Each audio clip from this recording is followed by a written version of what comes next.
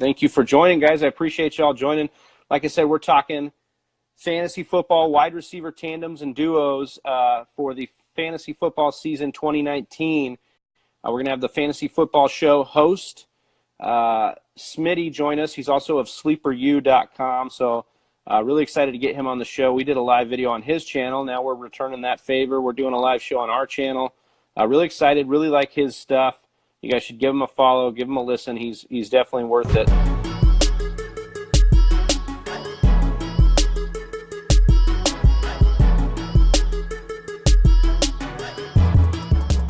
But we are live on YouTube. I am talking with Big Travy from the Fantasy Whisperers, and we're going to go over wide receiver duos, right? Yeah, a couple duos and one trio, some profitable ones, at least for the standpoint of talent in that wide receiving core, and then we're going to break down a little bit and kind of see what we think for 2019 based on ADP now, based on history. So thanks again. You guys want to follow the Fantasy Football Show on Instagram at the Fantasy Football Show.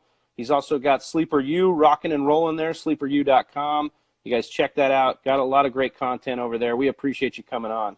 Yeah. All right, so let's dive in. First things first, I want to talk these Minnesota Vikings, the new age purple people eaters. We're talking Adam Thielen. We're talking Stephon Diggs. You're looking at the top of this and you're going Thielen, right? Right now his ADP is higher. My ADPs will all be pulled from standard 12-team leagues here. 3.03 is his ADP at the moment. And we look at these two, this tandem, they've actually been together now, the starters, for 3 years, 2016 through 2018.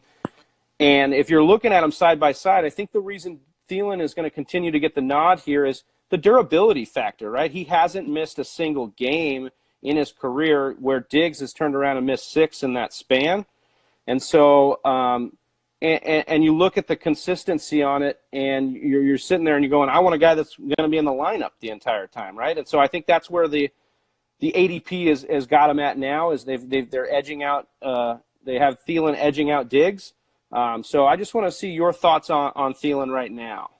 Well, I think this entire offense changed at the end of the last. They're trying out their new regime, their new offense, and then their attack, and it's going to get all funneled through Dalvin Cook and the running game.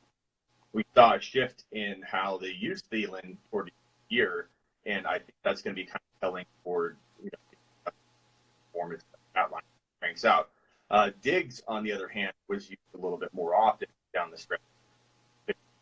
17 a touchdown in each one of those. I believe I'm pulling up his stat line here, and he went 2 games prior without a TD, but had 2 days before that. So from a week 11, for a touchdown. Whereas Thielen definitely tailed off a little bit. He had a 70-yard game in week 14, 19 yards in week 15, 5 catches for 80 yards in week 16, and then 3 catches for 30 yards in week 17 without any touchdowns the last 4 games. I'm not saying that you can take that stat line and extrapolate it and make that, what we see in 2019, but I think it does show that changing their offense into a more run-oriented offense, which worked really well. People rip on their offensive line, saying that Cook's not going to be able to get the touch. Cook delivered down the stretch of 2018, and I just think we're going to see a lot more running, which will cater a little bit toward, I think, the use of Stephon Diggs. And I think that I buy Diggs before I buy him. And I can't myself, even though he's earned it. It's funny how disrespected he gets in fantasy rankings, but I can't spend even a 3rd-round pick on him, which means I probably won't own him. I can understand if somebody would be willing to spend a 3rd-round pick on him. I'm not calling that a bust-type situation, but I probably just won't own Thielen in 2019, whereas I might own Diggs. Yeah, and you know what? I'm glad you brought it up, Smitty, because I was going to point right to it. You basically said it. We look at that gap that Diggs closed because they ended the year with the same amount of touchdowns, and you saw Diggs explode in the second half, as you just said. And when did that kind of shift happen? Well, Cook's return was in week 9, so the back half of the year. So we saw that. They obviously fired Mike DiFilippo. They brought in Gary Kubiak here. So as you're saying, with Dalvin Cook, they want to get that zone scheme going. They want to run the ball. And I think we can kind of look at what happened at the end of last year and go, okay, this is what the Vikings want to do. Zimmer wants to do this. He's always been lowest in pass attempts. And I think he got pushed to the edge with Cousins and DeFilippo in throwing because that's the style that Cousins has always played. And right now, I just think the gap between these guys, almost a near full round in a 12-team or a 10-team league, I'm okay with that because Diggs' value is so great there. I think he ends up the guy that's better, that has the better year. And I know we've been saying this for the last few years as a fantasy community, Diggs over Thielen, but I actually buy into it the most this year. If anybody's going to fall out of those two into a ridiculous range, it's going to be Diggs. Diggs can easily gotten guy. No one's going to call anyone crazy by letting Diggs fall to the 5th round. But because people feel like they have to grab Thielen, they can't let Thielen fall. He's not going to fall too much further than ADP just by default. So I think that you wait and hope you get Diggs. If you don't get him at a good value, like top of the 5th, then maybe somebody else owns Diggs too. But I think you're probably just not going to own him unless you're willing to pay the price. Okay. But back to Dalvin Cook. What a monster Dalvin Cook is. I get the injury risk. I get the fact that people think, oh, he screwed me before. I'm not going to invest in top pick. I'm not going to expect top 5 running back numbers. Well, you don't have to pay the price of a top 5 running back. He has top 5 running back appeal, but costs you an 8 to 22 overall pick. And they eased him in a little bit. But starting in week 13, he had the 84 yards on the ground. Then he started to get double-digit carries in week 14 on. And he had 136 yards and 2 touchdowns rushed in week 15. He just looked the part. And the offense was using often, running everything through him. And he is the kind of receiver that could get the receiving back that could get you, 80 receptions, 90 receptions in a season if he's healthy. And if he gets hurt and misses a couple games, he probably still earns you that top 18 overall value. And that's the most important thing I think people don't overlook when they tag risk to his name is they talk about him as if they're talking about a guy they're investing top 5 and running back value in. And you're not. You're buying almost outside the top 10 for running backs.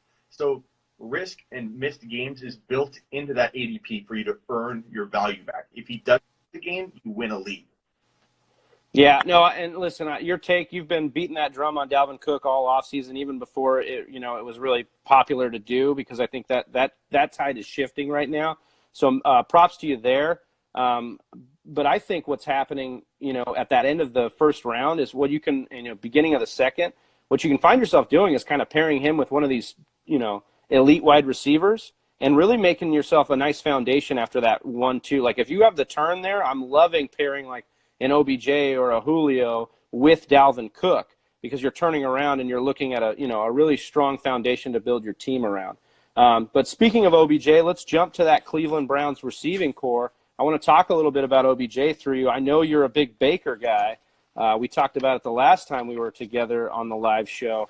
I want to talk about these Cleveland Browns because right now I feel like OBJ is getting a lot of disrespect because of this quote-unquote injury bug he's got. But if you actually look at it, take out the freak injury from the year before last on his ankle. If you look at it, he's actually averaged 14 games a year, and that's not a bad stat line to be averaging that amount of games played in the NFL season. So, yes, he's had some up and down times, but, wide receiver 19 last year was pretty bad with terrible Eli. Wide receiver 4, wide receiver 7, wide receiver 5 back in his rookie year, only playing 12 games. You're looking at a guy that is, incredible when he gets the ball in his hands. Since entering the league, he's had the 3rd most broken tackles. And now he gets to go to Cleveland, Smitty, where he's going to be playing with Baker Mayfield. Baker was 6th in the NFL last year in average depth of target at 9.6 compared to Eli, who was 30th. So we're talking about a real upgrade. I know it's popular to say it's an upgrade, but it is an upgrade. Like, we're looking at a guy that is playing better. The offense is better. And you're looking here going at this, he's paired with Jarvis Landry there.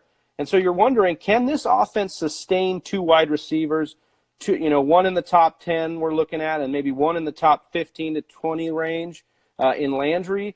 And I got to ask, is it going to be a team that's like Kansas City or like the Rams that sustain these kind of wide receivers? Well, I looked at it, and we're looking at plays of 20-plus yards last year, Smitty, and only the Rams and Chiefs had more than Cleveland. And that's remarkable to see without OBJ and with Kitchens only calling plays the later half of last year.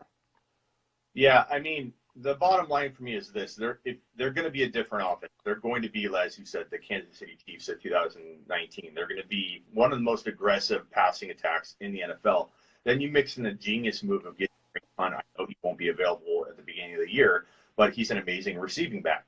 They have David Njoku, who I think have 8 to 10 TDs this year. Yes, there's a lot of mouths to feed. I know that, but tight end is a shallow position this year. So after you get past the Kittles, the Ertz, and the top, 4 or 5 guys, you have an open group of guys that any one of them can be 20 or number 6. And when you have a player that could get 8 touchdowns, and Njoku is your guy. So do I think that Landry can have 1,400 yards and 14 touchdowns? No. I think Landry will be the guy that gives you the respectable amount of points that you were probably expecting before this trade happened. But now that Odell's there, Odell is the one that gets you, I think, 14 to 15 scores. He gets 1,400 yards. And I think they spread the ball around a ton, but they're also upping the spread. So there will be enough balls to go around. And similar to how people thought Kareem Hunt wouldn't be used last year after week 1 and week 2, when they asked to spread the ball around, people were remember about Kareem Hunt's. Kareem Hunt was just fine. Kelsey was just, everybody freaked out a little bit early on. And could that happen as they get their feet wet and start spreading that ball around and getting comfortable with each other? Sure. But I think that in the end, they're going to have so much aggressiveness going on offensively that there will be enough footballs to spread around to get everybody the points they need. Yeah, and we have a comment in here. Wybra JC, thanks for joining. He's got a question here. He says, how about Callaway? So just listing more weapons that they have there. Obviously, Antonio Callaway chilling over there in the wide receiving room as well. Yeah. I like your point about Landry. He's not gonna wow you like before the OBJ trade. That you're maybe interested in this offense and interested in his production. Last year he had 137 targets. That was the 9th most in the NFL, and that only got him wide receiver 22. So he needed that many targets to get to wide receiver 22. I don't see him being, much more than a top 15 to top 20 wide receiver at best. And so if he stays at his current ADP, it may be a little steep for him. And so for me, I think you're right. I think OBJ is the guy that's going to eat, and these other guys could get touchdowns depending on what's going on. But it's Chubb and OBJ for me until Hunt gets back, and then things may change. And what a good move by the Browns. I mean, regardless, taking fantasy out of the equation, like to get Hunt in there is genius. I mean, you got right and wrong of it. I'm not going to go there, but Chubb to me is a valuable guy. But the problem is guys like me are going to scoop up Hunt in the where people are expecting to handcuff these two together. Hunt's going to be got it, especially if you're in an auction and anybody can outbid you at any time. But for me, Hunt is the more valuable guy, and then I let someone else take Chubb too early. Not that I don't like him, but Chubb is an aggressive that I think is abuse that will take a toll given his frame and his style of running. He's not as dynamic as Hunt in the receiving game. So I just think it's one of those situations where he's going to look great. Everyone's going to want to have a piece of the Nick Chubb train to start the year, and it's going to be exciting. But I think toward the end of the year, if you're smart, you might look to laterally do a lateral trade into somebody that might be a touch safer, or make sure you have Hunt handcuffed and should be good. But what a potent offense. Odell Beckham Jr., if he's healthy, he's going to be happy. He's with his best friend, Jarvis Landry. If you think he's going to be a locker room diva, I think you're mistaken because now he's going to be happy. This is going to be a piece of unit, be a lot of drama like the people are anticipating. And I've got my Browns Super Bowl ticket right here on the wall. Look at you. That puppy in. So I'm excited. Right on. Well, speaking of some more hype train guys, I want to move it over to this Tampa Bay Buccaneers wide receiving core because Chris Godwin's getting a lot of hype here, and I don't know if I'm taking it as too much disrespect to Mike Evans, me personally, but I'm looking at the numbers here, and I want to dive in a little bit, but I'll turn it over to you first. We got Mike Evans' ADP at 2.10, Chris Godwin's ADP at 6.02. is there enough trust for you, Smitty, in Bruce Arians and Jameis Winston to get this thing right enough to sustain both these guys? Or do you think it's more of Mike Evans is your sure thing, and right now ADP for Chris Godwin's just going to get too high? I like both. I like this entire offense. I think, but I don't love Jameis Winston, and I don't want to own him in any leagues. But by default, he's going to be healthy, top 6 to 10 QB. So I mean, the points in the offense they'll be very aggressive as well, throwing the ball down the field quite a bit. Have Howard, Godwin, Evans, Gresham moving all over the place. Godwin's going to be. And I talked a lot about him months ago when he considered broke the 100 by talking about, and that sucks because now his value is climbing into that range where, okay, if it gets any higher, that's about right. It's no longer a breakout or sleeper type potential with a ton of upside. He's about slotted where he needs to be. So if you're talking about this 5th round, that's I would say almost about where you want to stop, Yeah. Especially late 5th round. That's about where, because he will get his, but I think that he's going to be more of the guy that he's going to be awesome throughout the year. But when you sprinkle in those games where he's being leaned on because Evans is banged up, then he starts dropping an occasional wide receiver 1 type number and stat line. Sum total, the guy's going to end up with, really good, is at least low end wide receiver 2 numbers. So I love Godwin. That's no disrespect to Evans. There's enough, I think, footballs to go around, similar to Cleveland, similar to, as we talked about, Kansas City, just where there's a lot of mouths to feed, but enough footballs to go around. That offense is so vertical, and it's going to feed both those guys a lot of production. So, I mean, yeah, I can see that, especially if they didn't, if this defense doesn't improve from last year, and it's not projecting to improve much. And we saw what the formula was. Similar to Atlanta, these defenses were so bad, their run games were so non-existent that they had to throw and throw and throw and throw. And that caused great numbers for fantasy purposes. For me, I'm going to stay with Evans. He's the only guy I can trust here. And I only say this because I did a deep dive into Bruce Arians' numbers, and I knew everybody was saying he's aggressive and he wanted to throw down the field, and that's his style. But if we look at the last 5 years of him as a play caller, he's only seen 3 wide receiver 1s finishes at the end of the year, and that was all by Larry Fitzgerald, or that team's true number 1 wide receiver. So I know they want to keep saying that the Larry Fitzgerald role is going to be Chris Godwin. I'm not seeing it. And then they talk about, okay, well, that's because Godwin will move into the slot.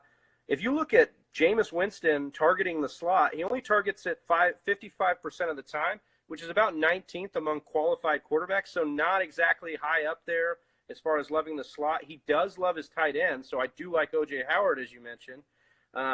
Whose ADP, might I add, is climbing to almost a ridiculous place now, though, at 5th round. It's like when we have these shortages at the position, like with tight end, you just see this, the desperation creeping out through the ADP. I will say back to Odell Beckham Jr. real quick, that he is going, him and Mike Thomas some reason are falling into the 2nd round, which is unreal to me. Both those guys are bargains at that range. Is that PPR or standard there, Smitty? PPR. And then you talk about Mike Evans being disrespected. In some cases, I have seen that. But in some cases, I have seen that. But I also see him around 2.09, which is about right, because you have like Antonio Brown, who if he stays at 2.08, 2.07, I'm going to be pretty happy about that myself.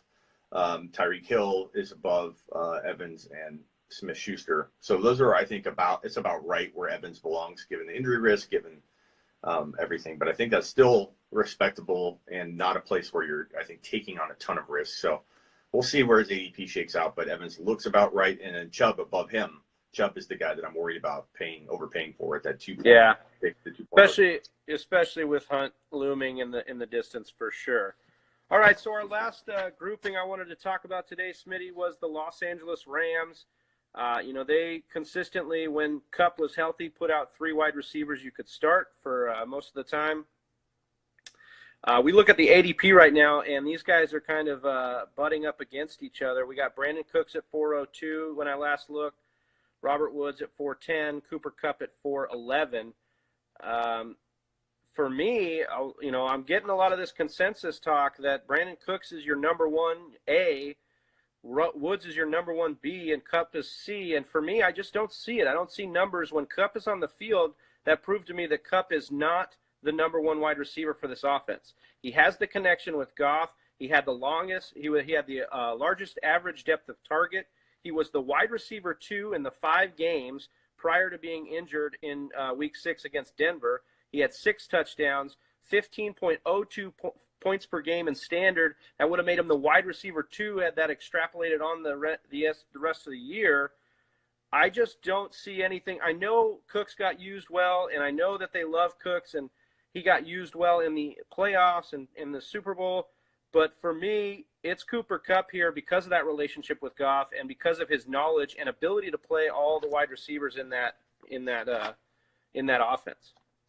Yeah, I hear you there. I think this is going to be a cloudy situation going in. I don't know that. I think everyone's going to continue to debate it. I don't think there's any clear-cut answer either. We just kind of got to see how it shakes out. But my thinking is that Robert Woods, to me, is the proven guy here. I think that Cooks definitely has some intrigue, depending on where his ADP is. It sounds like you said their ADP is all about right lumped together. Yeah. Well, Cooks is high. See, that's why I don't think I'll draft Cooks. Where's Cooks at? Cooks is 402, and then Woods and Kupp are back-to-back at 410, 411, last I checked. Okay, I show Cooks at a PPR about 4.6. So, yeah, 4.2 to 4.6. I'd rather buy Woods, especially, again, I think Cooks, just like my earlier example, Cooks is a guy like Thielen, I think that people by default, by name recognition, won't let fall too far, whereas I think Woods is very, very doubted by a big chunk of people, and then he's got supporters. So for me, the smart play here, because everything's about ADP, everything's about strategy. You got to have multiple strategies in fantasy football to jump to. You don't walk in with one set plan, and I think one plan that I have constantly going in my mind is that if Woods falls to a ridiculous value, I jump and change directions.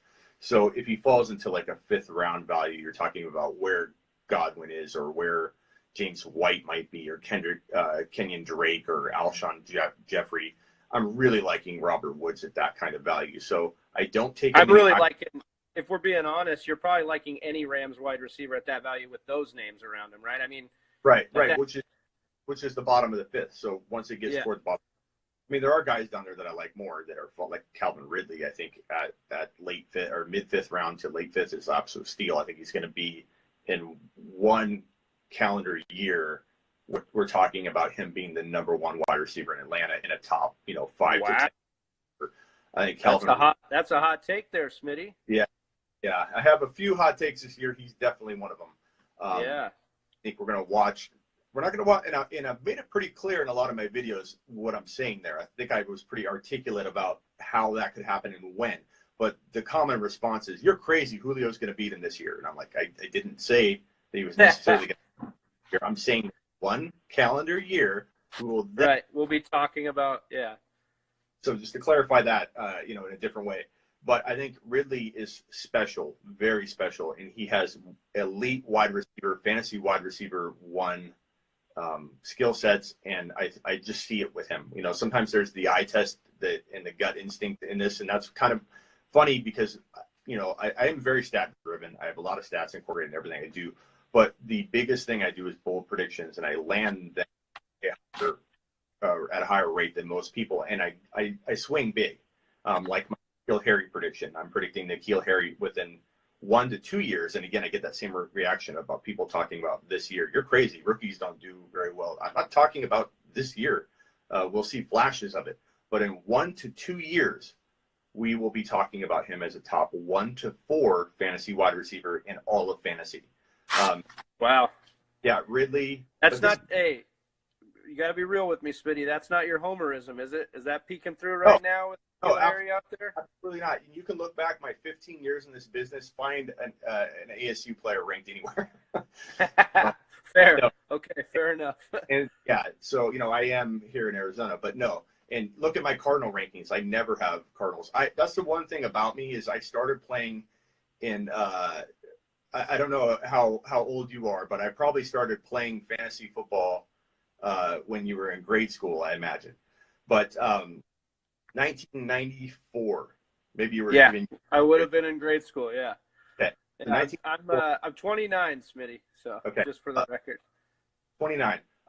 So I started playing in 1994, and that's when Troy Aikman and Jerry Rice and Emmitt Smith. Well, I forget what year he started becoming a beast. Might have been later than that, but we're talking about Aikmans and Irvins, Michael Irvins, and Reed and Jim Kelly and stuff like that. And newspaper, you're writing everything out in the newspaper. But I started in fantasy football as a fantasy football fan. I wasn't really into the NFL yet, and I absorbed, and I loved it from the beginning. I was addicted to it. But that's my advantage is I have no homerisms and I have no bias pulling me in any one direction. I think that's helped me a lot over the years because I don't get rattled by any kind of homerism or pull toward one team or another. I am a fantasy football person at heart from the beginning. And that's important. But N'Keal Harry, how non-bold this is going to look though 1 to 2 years, because I have predictions about DeAndre Hopkins being the top one to similar prediction, and he was in a worse ranked spot than N'Keal Harry walking into January of his rookie year. So January came out, everyone was ranking Hopkins at 3, 4, 5 in terms of all the wide receivers. He started to run like N'Keal Harry was not everyone's 1.01, in January, and that's when I was writing it. He's the 1.0, he's the best player in the entire draft class, and now everyone's like, oh yeah, no, he's the best. I'm not trying to pat myself on the back or anything. I'm just saying that, mark my words, you just said that that's bold, that he's the top 1 to 4 wide receiver. But looking back on DeAndre Hopkins, everyone's like, it seemed very obvious, probably, and it wasn't. DeAndre Hopkins not the obvious. Well, I'm not so taking you to the shop on N'Keal Harry. I like his talent. We'll have to see what system he gets into and everything like that. Yeah. But the Calvin Ridley one, I do like Calvin Ridley's talent. I think he's special, but overcoming Julio in 2 years is a hot take, or 1 calendar year, I should say. Not this season, but the next season. I think it's a bit of a hot take, but we have seen Julio. I mean, he's a big guy. Those bodies break down faster when they're that big, so I think it's very possible. And we saw the touchdown upside alone that Ridley has last year. Yeah, so if you take that example for just one piece of this argument, Julio's had how many years, and he's dominated. Julio's been amazing. He can't get in the end zone. Why can't he get in the end zone? He's such a big body. He has the opportunities to do it. It's not so much I blame it on the offense or Matt Ryan, but Ridley's going to surpass him in that area alone. And I think that Julio, with the foot injury that is always on people's mind, could he re-injure his foot? He's just, I think you watch a wide receiver. How old is, let's pull up when does he turn? Let's pull up his age here. Julio Jones is 30 years old, turn 31 here next year, heading into the next year when I'm predicting this to kind of be the thing.